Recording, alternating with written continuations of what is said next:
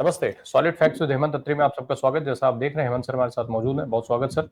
Sir, Modi ji आजकल जो है सुनने में आ रहा है किसी की सुन नहीं रहे हैं। ट्रंप साहब की सुनने की कोशिश वो कर रहे हैं। ट्रंप साहब ने जैसे ही उनको कहा कि भाई दोस्त उनको कह दिया, मोदी जी ने तुरंत उस मौके को लपका। ऐसा सीन बन रहा था जैसे बिस्किट डाला गया हो और दो मिलाना शुरू हो गया हो, उस टाइप की बात भी हो रही है। खैर, इस बीच में अब मोदी जी क्या देश के लोगों की भी कभी सुनेंगे क्या?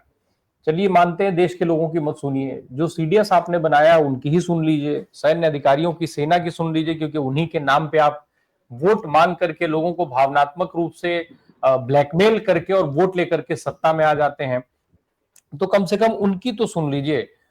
एक वो एक तरफ जहां मोदी जी चीन के साथ पींगे बढ़ा रहे हैं, उसी मंच पर पाकिस्तान भी है, और दूसरी तरफ सीडीएस साहब कह रहे हैं कि चीन सबसे बड़ा सरदर्द है। सुन लीजिए जरा क्या कह रहे हैं, फिर मैं सवाल लेकर के आता हूँ। सुनाइए। के स्वरूप में आती हैं। इसलिए मैं उनमें से कुछ ठोस चुनौतियों के बारे में आपसे बात करना चाहता हूं, जिसका सामना भारत आज कर रहा है और मेरे विचार में भविष्य में भी करता रहेगा। और इसमें सबसे पहली चुनौती जो है वो सीमा विवाद के बारे में है, जिसके कारण जो है भारत में जब से हम आज़ादी मिली है तब से लेकर के काफ़ी सारी जो हैं लड़ाइयाँ, 47 की, 62 की, 65 की, ये लड़ाइयाँ जो हैं इसी का परिणाम है। और इसमें भी मैं ये चीन के साथ जो हमारा सीमा विवाद है उसको मैं मुख्य मानता हूँ। और ये जो असुलझा सीमा विवाद चीन के साथ है उसे मैं सबसे बड़ी चुनौती मानता हूँ। सर, मोदी जी ये कह रहे हैं कि चीन, माफ कीजिएगा, जो सीडीएस साहब कह रहे हैं कि चीन के साथ सीमा विवाद सबसे बड़ी समस्या है और अभी नहीं, भविष्य में भी भारत इसको फेस करता रहेगा। अब सवाल ये है कि क्या मोदी जी को ये बात समझ में नहीं आ रही है? मोदी जी चीन के साथ अपनी जो है वो दोस्ती बढ़ाने में लगे हैं। उसी दोस्ती के लिए नेहरू को हमेशा कोसा जाता है, सदन के अंदर से सदन के बाहर तक। सवाल हर बार चीन के ऊपर उठता है। अभी रिसेंटली सीज फायर जो ऑपरेशन सिंदूर हुआ, जिसको लेके मोदी जी इतना कुछ कह रहे हैं, उस ऑपरेशन सिंदूर में भी साफ तौर पे ये हमारी सेना की तरफ से कहा गया कि दरअसल हम पाकिस्तान से नहीं चीन से लड़ रहे थे। चीन उनको लाइव लाइव जो है वो फीड दे रहा था। ये बात मोदी जी को समझ में नहीं आ रही है। राम प्रकाश जी नमस्कार, आपको सारे दर्शक साथियों को भी। देखिए, सीडीएस साहब ने क्या कहा, अनिल चौहान ने, उन्होंने कहा कि चीन के साथ सीमा विवाद भारत की सबसे बड़ी चुनौती। बिल्कुल ब्लेटेंट, दो टूक शब्दों में। और ये गोरखपुर में बोला, उत्तर प्रदेश के गोरखपुर में, जहां से योगी आदित्यनाथ भी आते। उसके बावजूद अगर सीडीएस इतने क्लियर है तो क्या देश की पॉलिटिकल लीडरशिप क्लियर नहीं है क्या इस मामले में, या कोई कंफ्यूजन? अगर सीडीएस ये कह रहे तो फिर मोदी हो, डोभाल हो, जयशंकर हो, और इवन प्रधानमंत्री के जो भी सारा सिस्टम, इकोसिस्टम है, उनमें से किसी को भी चीन नेताओं और अधिकारियों के साथ जीत में जो बातचीत करते हैं, जो बायलिटरल करते हैं, कहीं पर ये बात क्यों नहीं झलकती? और हाल के अनुभव, चाहे वो मोदी जी की यात्रा हो, चाहे डोवल की यात्रा हो, जितनी भी यात्राएं हुई, खासतौर पर ऑपरेशन सिंदूर 10 मई के बाद से लेकर आज तक जितनी भी बातचीत हुई, सब की सब बातचीत में एक ही बात आती है कि चीन एक सद्भावनापूर्ण साझेदार के रूप में कार्य करने की बजाय भारत की कमजोरियों का फायदा उठाने की अधिक वो रखता है।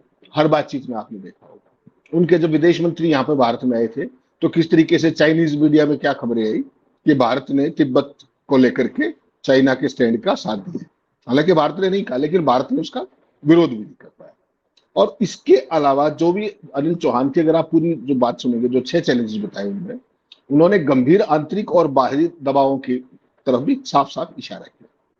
अगर आप इस बात को थोड़ा सा खोलें, थोड़ा सा, ज्यादा नहीं, तो मोदी जी की विदेश नीति ने 3 सीमाओं, चीन, पाकिस्तान और बांग्लादेश को पूरे तरीके से शत्रुतापूर्ण तो नहीं बना दिया है, जिसको लेकर के आदमी बार बार उसका इशारा करती है।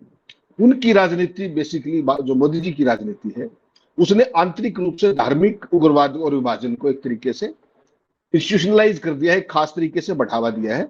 और इसी का कारण है कि मोदी जी हर मोर्चे पर भारत को जो स्ट्रेटेजिक बात होती है सामरिक, उस पर हर मोर्चे पर कमजोर कर रहे हैं। और ये एक से अधिक बार अब ये क्लियर कट बात हो चुकी है मोदी जी के रिजीम को। अगर आप थोड़ा सा खोल करके देखें, आपने देखा चीन ने 2017 में डोकलाम पर कब्जा करने की घटना पूरे तरीके से भारत ने आधिकारिक तौर पर कंप्लीट चुप्पी साध ली। याद होगा आपको 2017 की बात, किस तरीके से डोकलाम में जो कुछ हुआ था।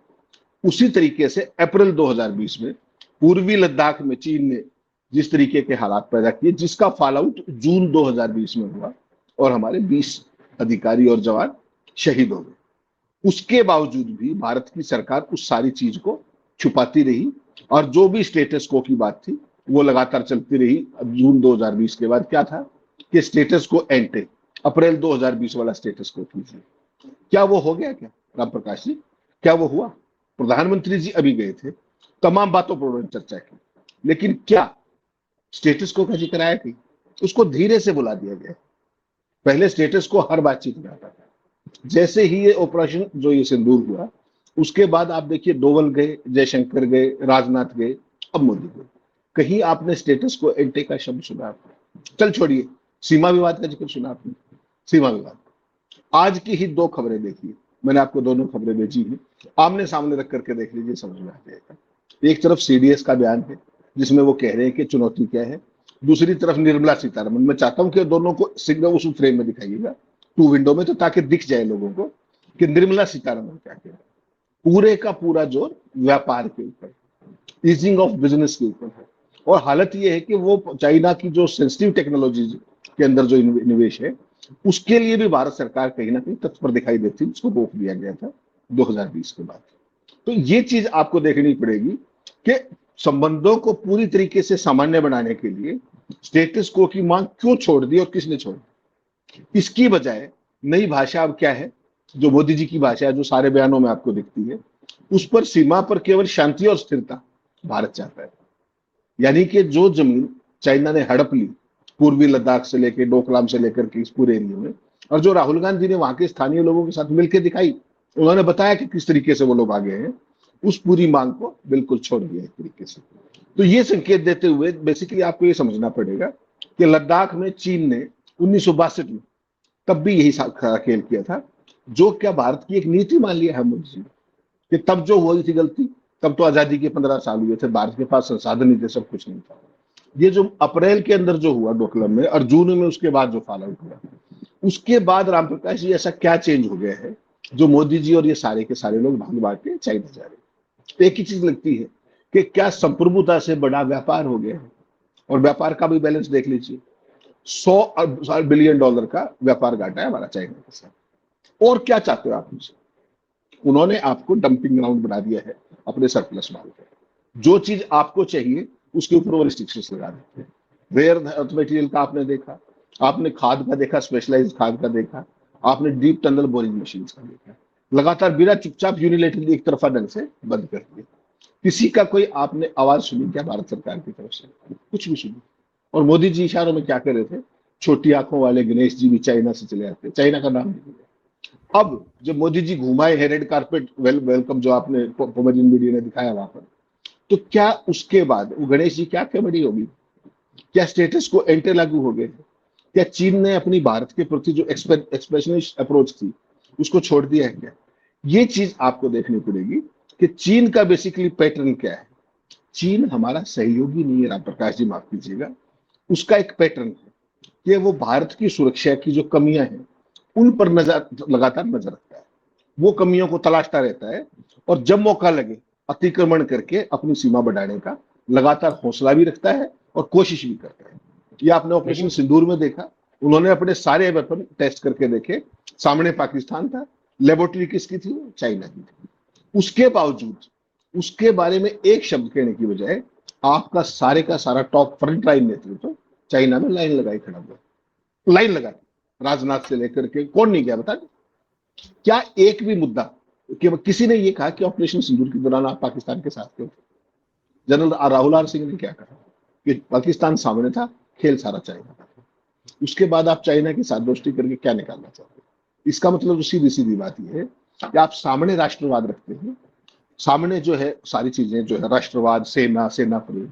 ये जनरल चौहान तो सेना के ही है, सीडीएस चीफ आप नहीं लगाया, जनरल राहुल आर सिंह भी आपकी। उनकी बातों को ध्यान न देकर के निर्मला सीतारमण से लेकर प्रधानमंत्री तक सारे व्यापारी बढ़ाने पर लगे हुए हैं। यानी कि अपने जो पूंजीपति मित्र हैं उनका मुनाफा आपके लिए ज्यादा महत्वपूर्ण है देश की संप्रभुता से ज्यादा। और यही जो चीज है, यही चीन को एक हौसला देता है कि भारत आत्मसम्मान की बजाय बाकी चीजों में भरोसा रखता है। और इसी से मुझे डर लगता है कि कहीं एक झटका और बहुत जल्दी ना मिल जाए। जिस तरीके से पाकिस्तान चीन की गोद में बैठा हुआ है, उधर ट्रंप से मोहब्बत बढ़ा रहे हैं, उनके परिवार के साथ धंधा कर रहे हैं। ऐसे में जो कदम आप ये उठा रहे हो, आप सबक तो सिखाना चाहते हो ट्रंप को, जो आपकी हैसियत है नहीं, हिम्मत भी नहीं है आपकी, आप बोल भी नहीं पाते। कहीं ऐसा तो नहीं कि उसकी बजाय खुद ही सबक सीख के बैठ जाए और फिर कह दे ना कोई आया है ना कोई घुसा है। ये देखना पड़ेगा राम प्रकाश जी, ये बहुत गंभीर बात है चाइना के फ्रंट पे, जो लोग समझ नहीं रहे। जिस तरीके से मोदी ने एक लाइन में सारी कहानी निपटा दी कि ना कोई आया ना कोई घुसा, क्या दुनिया का कोई और देश, कोई और लीडर इस तरह की बात को अफोर्ड कर सकता है? पोमेरियन मीडिया के जरिए मोदी जी इस बात को सारी जगह फैलाने में और अपने राष्ट्रवाद, अपनी सेना प्रेम, उसको कायम रखने में कामयाब। आप देख लीजिए, सवाल गायब कर दिए हैं। ये सवाल महत्वपूर्ण है कि चाइना की अप्रोच क्या है। आज वो सीधा अमेरिका को टक्कर दे रहा है और आप उसकी तरफ हाथ बढ़ा रहे हैं। तो इसके अंदर बहुत सारे खतरे इन्वॉल्व हैं जो आपको आज समझ में नहीं आ रहे। विशुद्ध तौर पर ये विजन की कमी कहीं ना कहीं मुझे दिखाई दे। मोदी जी तो पहले ही क्लियर कर चुके हैं कि ना कोई घुसा था ना कोई घुसा है, इत्यादि इत्यादि। तो अब किस मुंह से वो सीमा विवाद की बात करेंगे? पहला सवाल तो सर ये है। दूसरा, भारत और पाकिस्तान की अगर हम बात करें तो भारत और पाकिस्तान में चीन के लिहाज से जरूरी क्या है कि, और जब अभी अभी ऑपरेशन सिंदूर में चीन पूरी तरीके से पाकिस्तान के साथ खड़ा था, और जब हम उसको मित्र बना लेंगे वो और सारी चीजों में साझेदार हो जाएगा, और फिर कल को पाकिस्तान हिमाकत करेगा किसी चीज की और हम पाकिस्तान पे अटैक करते हैं तो फिर चीन जाकर के पाकिस्तान के साथ खड़ा हो जाएगा, तो वो ज्यादा और खतरनाक नहीं हो जाएगा? क्योंकि आपके तमाम राजदार वो राजदार हो जाएगा, साझेदार हो जाएगा। दूसरी तरफ अमेरिका और यूरोप वगैरह जो है वो आपके साथ खड़े नहीं है, अमेरिका आपके साथ खड़ा होने वाला नहीं है जिस तरीके से आज सीन बना हुआ है। राम प्रकाश जी, अमेरिका ने आज तक इतिहास के अंदर अगर इस रीजन में पाकिस्तान को छोड़ दे तो वक्त पड़ने पर किसी की मदद नहीं की है। ये इतिहास की बात है, 1947 से लेकर के आज तक की बात है। अगर उन्होंने कभी मदद की है तो केवल पाकिस्तान की है। वो सफल हो पाए या नहीं हो पाए वो एक अलग सवाल हो सकता है। 1971 का आपका याद होगा, जिस तरीके से निक्सन ने धमकी दी, उसके बाद इंदिरा गांधी ने 2 बांग्लादेश और ये बना दी, वो एक पक्ष अलग है। सवाल केवल इतना है कि जिस तरीके से पाकिस्तान चल रहा है आज की तारीख में, आप तय मान करके चलिए, वो उनका जैसे हमारा कौन था। आप अगर हिस्टोरिकली देखेंगे, हमारा ऑल वेदर फ्रेंड था रशिया। सुख में दुख में, यूएन में, हर जगह, लेटेस्ट वेपनरी में, टेक्नोलॉजी ट्रांसफर में, हर चीज में आंख बंद करके उन्होंने अपना सहयोग किया, हर चीज। आपने क्या किया? जैसे ही मोदी 2014 में आए, वो चाहे अमेरिका की गोद में इस तरीके से जा बैठे कि अमेरिका ने हमें फॉर ग्रांटेड ले लिया कि ये जाएंगे। उसका परिणाम आज देश भुगत रहा है। मोदी जी ने जो जिस तरह की कूटनीति अपनाई, कूटनीति तो क्या ही कहेंगे उसको, दो रैंक अपॉर्चुनिज्म टाइप की चीज है कि आप अपने ऑल वेदर फ्रेंड रशिया को छोड़ करके देखिए, डिप्लोमेसी के अंदर बैलेंसिंग बहुत जरूरी है। नेहरू जी जब आए थे 1947 में, गुटनिरपेक्ष आंदोलन क्यों बढ़ाया था? दुनिया की बहुत बहुत बड़ी ताकत थी। क्यों? क्योंकि तमाम देश ऐसे थे जो कोल्ड वार के टाइम में दोनों बीमारियों से बचना चाह रहे थे, इधर से भी उधर से।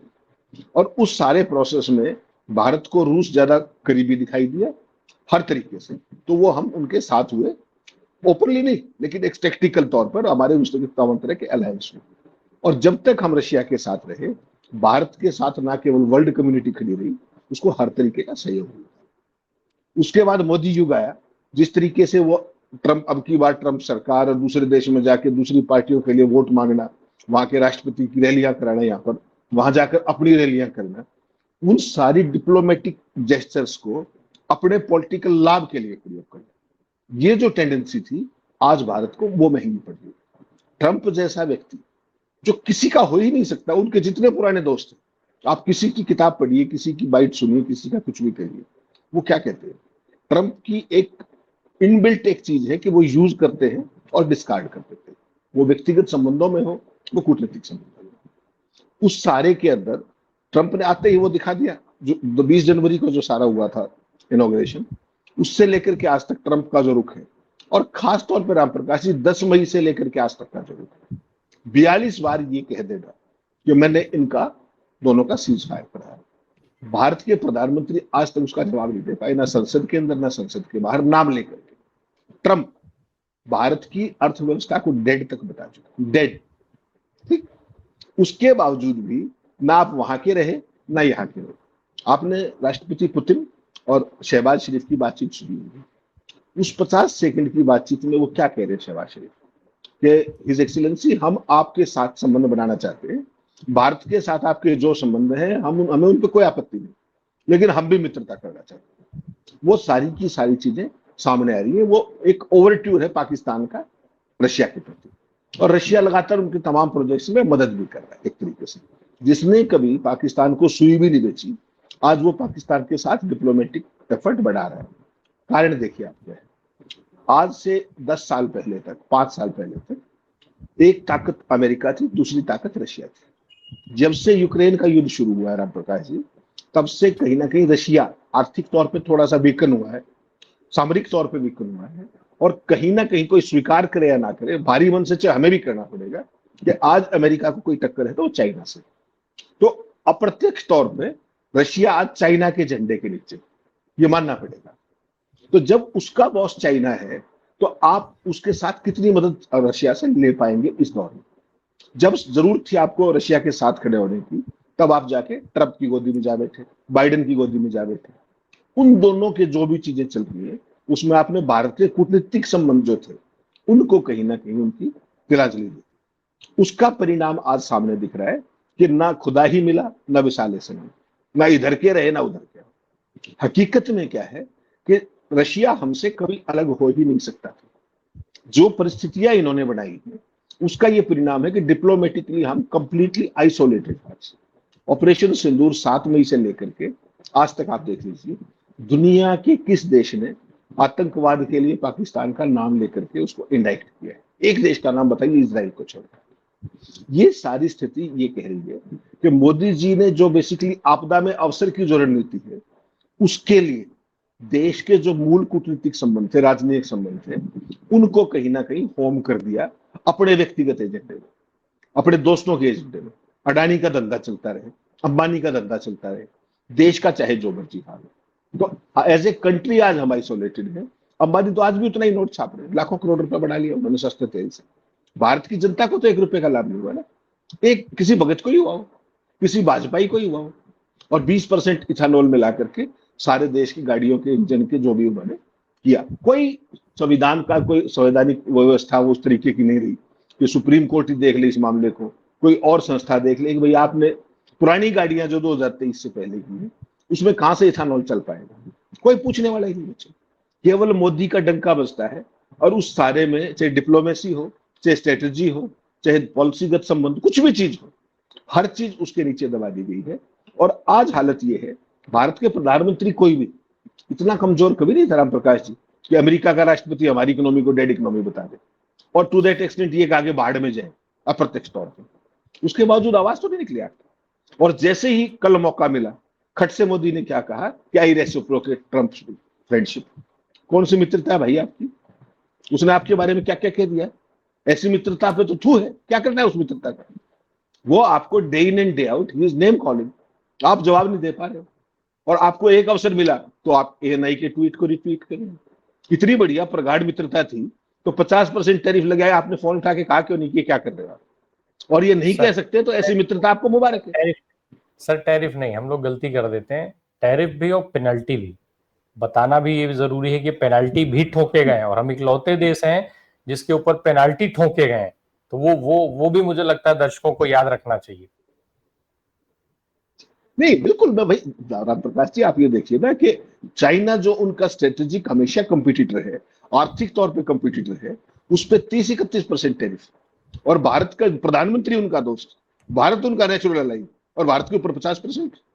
तो ये मित्रता तो आपने दुनिया में कहीं नहीं देखी होगी। ये डिस्टिंक्शन तो दोस्ती में कुर्बानी मोदी जी जो है वो भारत देश के लोगों से लेंगे, अपना यहाँ उद्योग धंधे बंद करा के फैक्ट्रियों पर ताला लगवा के कुर्बानी लेंगे मोदी जी अपने दोस्ती में। एक और चीज बता दीजिए सर जरा, एक तरफ अमेरिका खड़ा है, दूसरी तरफ चीन खड़ा है, भारत कहाँ खड़ा है? भारत अकेला खड़ा है। आप कमाल कर दिया राम प्रकाश जी, आप इतने सीनियर आदमी, आपने सुना नहीं था आपने जयशंकर जी ने क्या लेजर आंखों के साथ क्या कहा? भारत तो खड़ा है भाई। क्या पूछा कि वेयर वाज अमेरिका, तो he says US was in USA. तो वही है India where it India is. अब तो आपको जयशंकर जी की फोटो लगा लेनी चाहिए हर जगह, हम जैसे लोगों को। जयशंकर तो डिप्लोमेटिक डिजास्टर के एक प्रतीक बन गए। आप कमाल देखिए कि चाइना उनकी जो धर्मपत्नी है जयशंकर साहब की, उनकी धर्मपत्नी जापान है, तो एक वैसे भी एक थोड़ा सा कनेक्ट। मोदी जी अभी जापान गए, जयशंकर कहा था। मोदी जी फिर चाइना गए। चाइना से जो सबसे बड़ा एक्सपर्ट इंडिया की तारीख में आज कौन होना चाहिए? जयशंकर साहब, वहां के राजदूत थे। मोदी जी से उनकी मित्रता का ओरिजिन कहां से है? राम प्रकाश जी, मोदी जी अपने मुख्यमंत्री थे गुजरात के, ये महोदय चाइना के राजदूत थे, भारत के राजदूत थे चाइना के।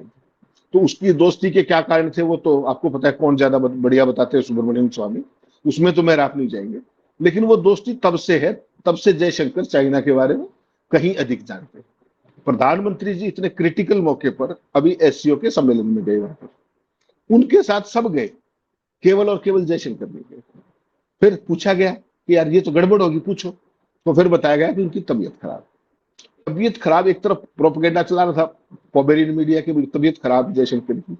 उधर से वो ट्वीट क्या कर रहे थे कि मेरी आज फिनलैंड की विदेश मंत्री से बात हुई। उन्होंने फिर प्रवचन दिया उसमें लंबा चौड़ा।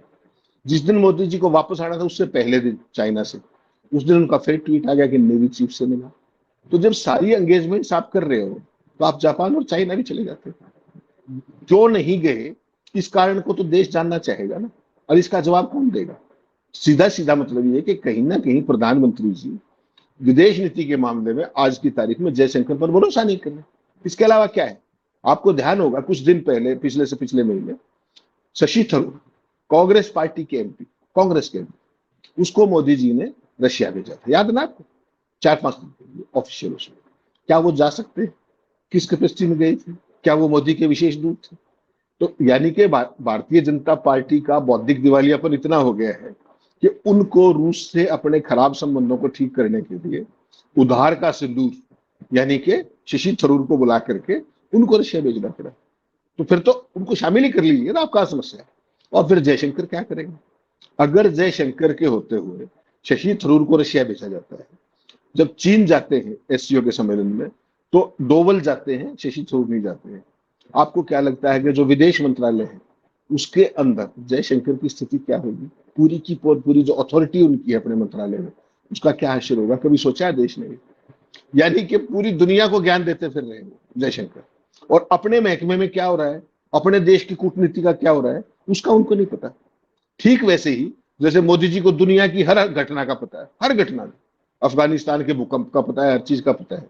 लेकिन भारत के 3/4 हिस्से के अंदर बाढ़ आई हुई है, मोदी जी ने अब तक कोई ट्वीट किया है क्या? कोई एक शब्द कहा हो? कहीं हवाई सर्वेक्षण पे गए?